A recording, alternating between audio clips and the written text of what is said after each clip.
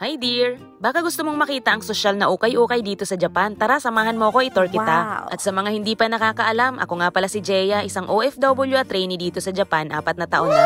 At ngayong araw ay pumunta ako sa 2nd Street at kasama ko nga si Ate G. Katrabaho ko rin siya sa Asahi. Ito ang 2nd Street, ang isa sa pinakasikat na ukayan dito sa Japan. Wow. Marahil, marami ka nang napanood na video about dito. Dito pala sa lugar na to, madalas kang makakakita ng kapwa Pilipino na nagsha-shopping din kahit hindi kayo nag-usap-usap tapos kaibigan mo pa. Kagaya ni Ate J, nakita niya yung kaibigan niya at katrabaho dati sa company. So, paano dear? Yung version ko naman ng ukay-ukay vlog ang mapapanood nyo ngayon, pero bago yan. Shoutout pala muna sa dalawang nag-comment at nag-request na mag-content ako at i-vlog yung sa ukay-ukay dahil bitin yung sa Reels. Yung mga kasama ko nga ay kasalukuyan ng namimili ng kanilang mga bibilhin, samantalang ako ay mag-video muna para ma-tour kita dear. Dito sa Japan, ang mga ukay talaga namang napakalinis at napaka-presentable. Masasabi mo talagang pinaglaanan ng sobrang effort yung mga nakadisplay dito.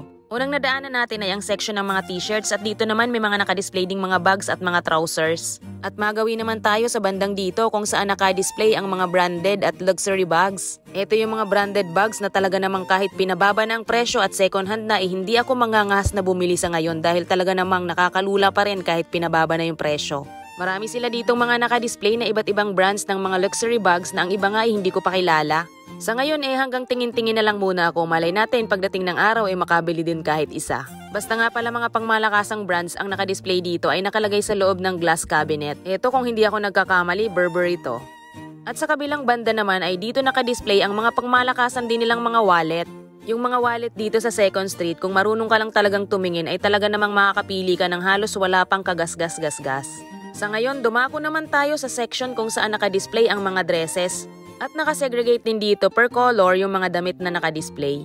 At dito sa may bandang unahan, makikita mo naman yung mga nakadisplay na iba't ibang klase ng bags na hindi mga branded. Marami din ditong mga bags na talaga namang napakamumura lang pero magaganda pa rin ang quality. Yung ibang mga branded naman tapos medyo mas luma na dito din nakadisplay. Sa bandang ditong section naman ay meron pa ring maraming mga t-shirts na nakadisplay. Summer na kasi dito sa Japan kaya puro ganyan ng mga t-shirt ang mga nakadisplay dito. Dito naman sa may kanan banda ay nakadisplay yung mga sapatos. Meron ditong branded at hindi branded na nakadisplay. Dear nga pala, yung binivideo ko na to ay puro lang sa women's section. Hindi na pala ako nakapunta sa men's section, pasensya na. Sobrang mura lang din talaga ng ibang mga sapatos dito, kagaya nito 770 yen lang.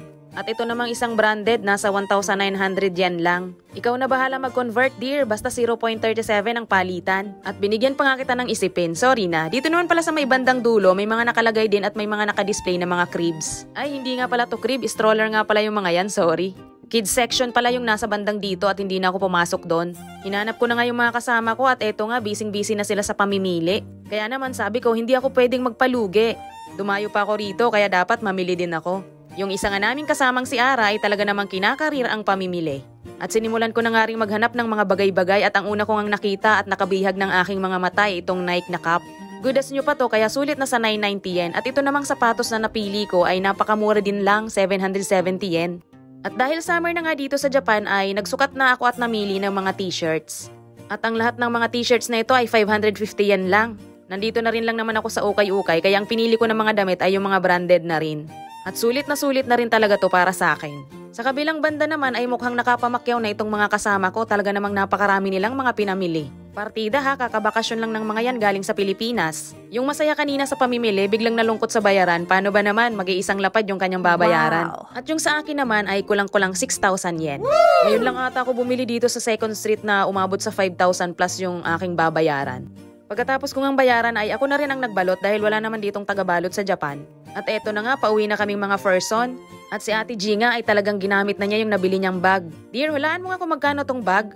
Ang unang makakasagot ng tama ay may premyo sa akin. Kung magkano to sa yen ay ganun yung premyo, hindi converted ha, same amount. Sa mga oras na to ay mahaba-haba na yung nilalakad namin sa paghahanap ng mga kainan.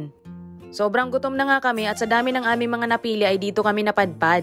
Pasensya na dear, nakalimutan ko na yung pangalan ng restaurant na to. Sa sobrang gutom ko nga that time ay hindi ko na inintindi yung pangalan ng restaurant, ang gusto ko lang ay makakain na. Pagkadating namin sa taas namangha ako, ang dami-dami palang kumakain dito at ang lawak ng lugar. Pagkaupo nga namin ay umorder na kami agad. Wala kaming mga order na kanya-kanya, kung ano-ano na lang yung mga in-order namin tapos mag-sharing na lang kami sa bayad. Dear, tignan mo naman yung ambience dito, nakakatuwa, sabi ng iba malungkutin daw ang mga Hapon pero parang hindi naman totoo. So dumating na nga yung order namin at hindi ko na iisa-isahin pa yun, dear. Kasi pagkadating ng order namin that time, kumain na talaga kami kaagad. At in fairness, masarap ang mga pagkain nila dito. Sa tingin ko, sulit naman yung pinag-ambaga namin na 1,200 yen. At pagkatapos nga namin kumain ay nagkayayaan na rin naman kaming umuwi. Paano dear, hanggang dito na lang muna. Kung nakarating ka dito, salamat sa panonood.